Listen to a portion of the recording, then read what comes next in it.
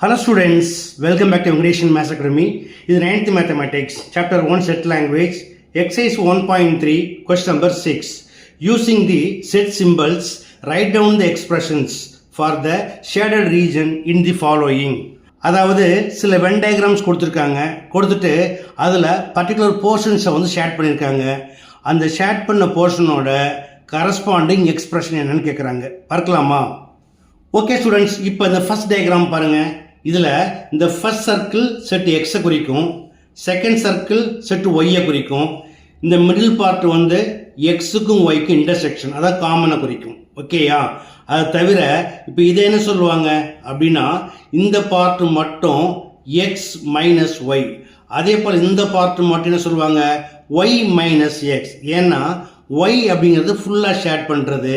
இதில் நம்ம என்ன பண்ணியிருக்கோம், எக்ஸை வந்து ஷேட் பண்ணல, விச் மீன்ஸ் மைனஸ் பண்ணியிருக்கோம். அப்போ இந்த பார்ட்டுக்கு என்ன பேர், Y minus X. So the shaded region is called Y minus X. Okay, அடுத்து செகண்ட் சம் பாருங்க.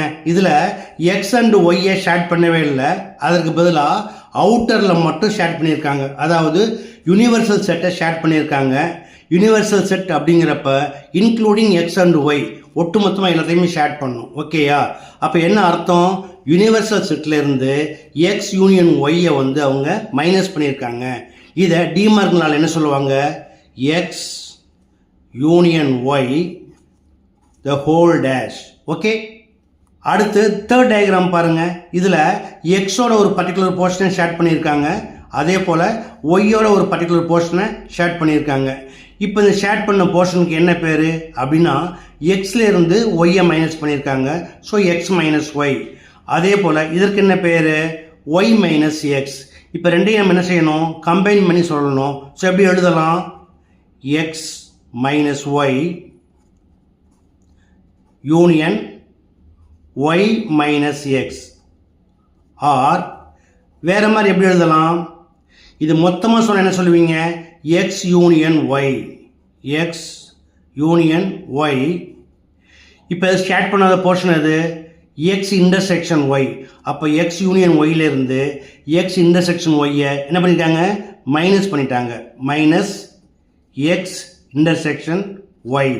இப்போ இந்த ரெண்டையுமே நம்ம எதில் எழுதுவோம், சமச்சீர் டிஃப்ரென்ஸ். ஸோ இது எப்படி எழுதலாம், R X delta Y. That's all. Okay students, shaded ரீஜனுக்கு எக்ஸ்பிரஷன் எப்படி எழுதணும்னு பார்த்தீங்க. கண்டிப்பாக புரிஞ்சிருக்கும்னு நம்புகிறேன். ஸோ நீங்கள் ப்ராக்டிஸ் பண்ணுங்கள், நண்பர்களுக்கு ஷேர் பண்ணுங்கள். இதே போல் மற்றொரு முக்கியமான நான் ஒரு அடுத்த வீடியோவில் சந்திக்கிறேன். Until then by.